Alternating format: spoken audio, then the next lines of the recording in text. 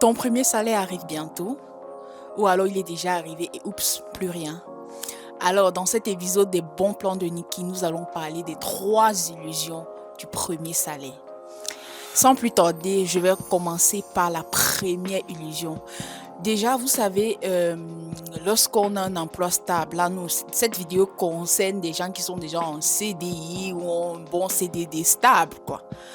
Vous savez que on signe son premier contrat, on est tout excité, on fait des planifications sur son salaire mensuel qui va arriver, on se dit non, voilà comment je vais dépenser, voilà, voilà, voilà. Et puis après, on oublie très vite toutes les promesses qu'on s'était dit qu'on va tenir, tous les engagements financiers qu'on avait pris au départ pour pouvoir avoir une bonne conduite financière. Et on tombe dans des promesses, demain, après-demain, je ferai. Tout se passe maintenant au futur. Et pourquoi il est important de le savoir? Ces détails-là, je les ai regroupés en 3 illusions. Et cette vidéo, honnêtement, j'aurais aimé, moi, en tant que jeune employé, j'aurais aimé la voir lorsque je débutais mon premier contrat vraiment stable en 2021. Je pense que si j'avais compris ces notions-là, j'aurais mieux assis mon épargne. La première illusion, c'est quoi? Je mérite de me faire plaisir. C'est en une seule phrase le plus gros gâchis. Je mérite de me faire plaisir. Oups, j'ai reçu mon premier salaire. Non, je travaille trop dur. Je me lève à 6 heures. Pourquoi je ne vais pas aller me faire un massage à Maraza Beauty? Oh là, je fais une publicité là, je ne suis pas payée pour ça. Pourquoi je ne vais pas aller dans tel spa au standing? Je mérite, j'ai travaillé dur. Et bien pourtant, c'est le plus gros échec. Ou alors, c'est la première illusion qui est alors la plus grande échec que nous commettons souvent. Oui, tu mérites de te faire plaisir, mais alors, dans ton salaire, il est primordial pour toi de te donner une base. Généralement 20%. Ou alors pour un début, si tu veux vraiment te faire plaisir et que tu penses que tu es quelqu'un qui a des achats ou des besoins compulsifs, va même à 30%, mais donne-toi une base. Parce que si tu ne te donnes pas une base, tu vas faire la rotation. Et à chaque mois, tu diras toujours, je mérite de me faire plaisir. Parce qu'il n'y a pas un jour où on ne se sacrifie pas pour avoir ce qu'on a. Hein. Et ma solution, parce que dans la vidéo, je préfère parler des points et solutions directement et puis après, on va conclure. Donc, la solution pour ce point, c'est quoi? Établir un budget ou une quote-part de son salaire qui est destinée à ses loisirs, ses plaisirs. Moi, je suggérerais 20%. C'est-à-dire, si vous avez 500 000, 20% de 500 000, c'est pas petit. Hein. Vous vous dites, avec 100 000, vraiment, je peux m'acheter une nouvelle chaussure ce mois. Je peux faire mes soins, je peux faire mes cils, mes extensions. Et voilà. C'est l'idéal pour un début. La deuxième illusion, c'est quoi? On pense qu'on peut sauver le monde. Je dois aider tout le monde. Et ça, c'est le prototype des Africains. Vous savez, généralement, ce point impacte plus. Et c'est vraiment, c'est quelque chose que nous devons travailler, nous les Africains. Parce que ça nous concerne vraiment. Je dois aider tout le monde. Vous savez, l'Afrique, ou alors on nous appelle généralement les pays du tiers-monde. On sait que la population est généralement dépourvue ou alors on n'a pas assez de moyens. Dans des familles, on se retrouve avec une seule personne peut-être qui a un emploi stable. Et si vous êtes cette personne-là, lorsque vous décrochez votre travail, l'une des illusions qui vous plombe dans le développement de vos finances personnelles ou alors la gestion efficace de ces finances personnelles-là, c'est le fait de penser que vous pouvez aider tout le monde. Je vous assure, c'est impossible. Et puis, moi, je me reconnais tellement dans cette partie parce que étant un aîné, étant dans une famille peut-être pas trop nantie, tu t'es dit non, comme je travaille, il faut que j'aide telle tante, il faut que j'aide tel cousin à payer ses frais de concours et j'ai tel petit frère qui veut. Non, non, non, non. Ça, c'est un désordre. Je vous dis, c'est l'illusion qu'il me parle le plus quand j'ai fait mon speech pour cette petite vidéo-ci. Je me suis vraiment dit, je me suis tellement reconnue là-bas parce que ce sont des erreurs que j'ai commises au départ. Alors, pourquoi vous ne devez pas faire ça? Vous ne devez pas faire ça parce que vous ne pouvez pas changer le monde avec votre petit salaire. C'est bien de donner, c'est bien de penser aux autres, mais c'est encore plus important de penser à soi. Et puis je me dis, on aide mieux quand on est aussi mieux structuré. Pourquoi je dis cela? Lorsque vous avez dans votre salaire une partie qui est destinée à l'aide, ou alors à l'aide familiale, ou tout ce qui concerne l'aide, que ce soit famille, ou alors même l'orphelinat, ou alors une personne malade que vous avez décidé d'aider. Vous vous dites par exemple, oui, sur mon salaire, je veux peut-être mettre 10% chaque mois qui est destiné à l'enveloppe aide. Ces 10% là, peu importe le problème, j'insiste là-dessus, peu importe le problème qui vient, ça c'est vraiment la solution. Là, je suis sur l'aspect solution.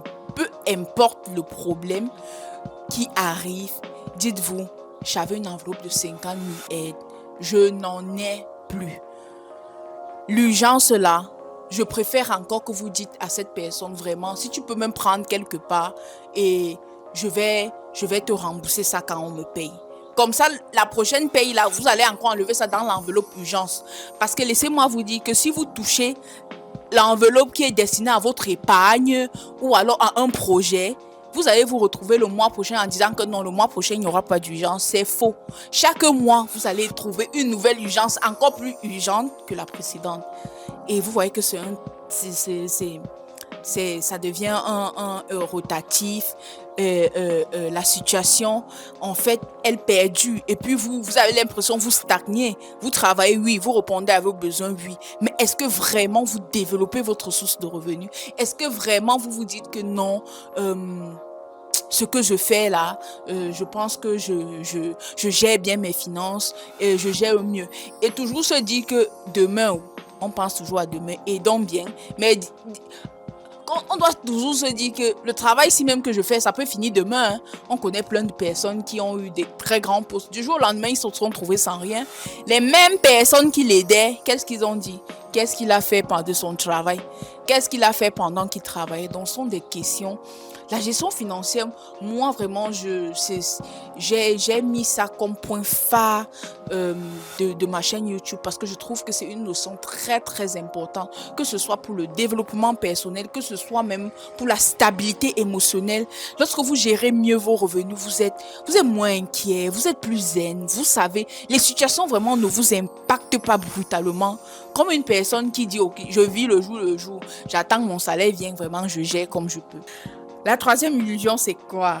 J'épargnerai le mois prochain. Qui n'a pas déjà dit ça? Vous savez, lorsqu'on reçoit son salaire, on est tout excité, on veut faire ci, on veut faire ça.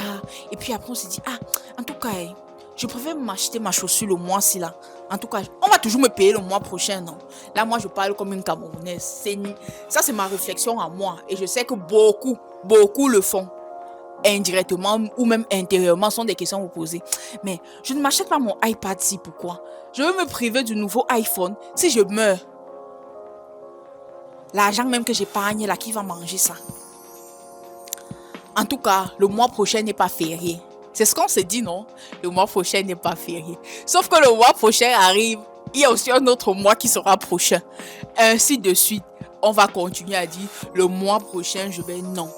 Vraiment, ça, c'est une illusion clé qui demande de la discipline. Moi, franchement, pour cette illusion 3, je pense que j'épargnerai le mois prochain pour vraiment pallier à ça. La solution, c'est quoi? C'est la discipline. Vous vous dites, même si c'est 5 000 francs que vous avez décidé que vous allez mettre dans votre enveloppe épargne, peu importe ce qui arrive, qu'il est la plus belle chaussure au shopping que vous avez trouvé, qui est le plus beau vêtement qui est en solde, parce qu'en fait, laissez-moi vous dire, tout ça, on a même étudié à l'école, on nous dit, le vendeur est en recherche de méthodes permanente pour captiver l'acheteur. Je ne sais pas si on se comprend. Il y aura toujours... Vous allez dire, non, mais la chaussure est en promotion. Le mois qui suit, laisse-moi te dire que la même chaussure qui était en promotion de 20% dans le même magasin, le mois suivant même, il peut être à 40%. Non, ne te dis pas que tu vas forcément faire cet achat-là parce que tu veux économiser un soi-disant 5 000 du mois prochain de ton épargne. C'est faux. Parce qu'en réalité, si tu avais prévu épargner 5 000 et que tu te dis que non, les 5 000 là, je m'achète ma chaussure qui est en solde ou alors je m'offre de nouvelles chemises. Le mois prochain, je vais multiplier la mise. C'est faux, vous n'allez pas le multiplier parce qu'en réalité, vos envies ne vont pas changer. Les envies prennent du temps pour le changer. Et de plus, le mois qui suit, les mêmes notions ou alors les mêmes habitudes, s'il n'y a pas une discipline qui s'est imposée, ça se répète. Je m'explique. Généralement au Cameroun ou alors partout ailleurs, je sais qu'on paye le 25. Vous avez des gens qui ont déjà une discipline que le 25 là, c'est pour rembourser les dettes et prendre de nouvelles dettes. Donc c'est un cycle. C'est un cycle. Et moi je dis, la meilleure façon de construire une finance stable, une finance personnelle stable, c'est la discipline dès les débuts de carrière. Vous voyez? Ce n'est pas forcément, cette vidéo n'est pas adressée forcément à la personne qui se dit non, j'ai déjà commencé à travailler, bon, je suis déjà dans les dettes, en tout cas, de toutes les façons, mouiller c'est mouiller, il n'y a pas de mouiller, c'est ce qu'on dit souvent, non? Oui, on le dit, mais tout peut changer. Même à partir de ce mois, tu peux te dire non. Avant, je n'avais aucune épargne ou alors je n'avais aucune assurance complémentaire que je me mettais. L'assurance complémentaire peut aussi être votre épargne qui est automatiquement, débitée lorsque vous recevez votre salaire. Ça peut constituer une épargne et c'est aussi une forme de discipline. Là, vous enlevez cela de votre revenu. Donc, ma solution ici, c'est si vous êtes chrétien et que vous faites souvent des dîmes ou vous avez l'habitude de faire de bons gestes mensuels et que vous dites que c'est tous les mois, dites-vous aussi que votre épargne c'est tous les mois, même si c'est 5 000 francs le mois. Ça, c'est la solution que j'ai prise. Et puis, en conclusion, j'aimerais conclure cette vidéo. Vous allez m'excuser, je le lis parce que je ne l'ai pas vraiment retenu. Avec un verset biblique. Vous savez, moi je me dis toujours, au-delà de tout, on aura beau donner les techniques, on aura beau dire ce qu'il faut faire, mais si à cela on accompagne par la prière, on accompagne par... on ne demande pas au Seigneur, excusez-moi, de nous accompagner dans la gestion de nos émotions, dans la gestion de nos acquis. Pour moi, ça peut être incomplet, nos connaissances. Voilà, ceci étant dit, dans Proverbe 21, verset 20, il est dit, « Des trésors précieux sont dans la demeure du sage, alors soyons sages. » Pour moi, ce verset est tellement, je dis, il en dit long sur la vie quotidienne, pas seulement sur la gestion financière, mais aussi sur la vie quotidienne. Mais dans cette vidéo, nous souhaitons rejoindre ou alors amener ce proverbe-là à notre situation. En résumé, il dit ceci, il faut savoir gérer ses besoins dans la sagesse. Parce qu'en toute chose, la sagesse est importante. Et pourquoi nous devons prier pour que Dieu nous donne la sagesse et le discernement? Parce que lorsque nous avons la sagesse et le discernement, nous pouvons mieux gérer les sources que nous avons. Nous pouvons mieux gérer nos revenus. Nous pouvons mieux nous préparer à un futur parce que nous n'avons pas rendez-vous avec le demain. Nous n'avons pas rendez-vous avec le futur pour se dire qu'on aura toujours ce qu'on a eu. Donc, il est important de gérer ses revenus avec sagesse et surtout éviter ces 3 illusions que nous avons citées dans notre vidéo et que nous avons développé. Alors, si cette vidéo vous a plu et que vous souhaitez davantage ou alors continuer à regarder ou alors développer d'autres thèmes, je vous invite à mettre en commentaire, à vous abonner déjà, partager, laissez un commentaire avec vos expériences que vous avez eues avec le premier salaire, ou alors pourquoi ne pas des versets qui peuvent et nous aider ensemble à être de personnes sages, de personnes ayant l'esprit de discernement. Et voilà, je vous remercie. Bisous.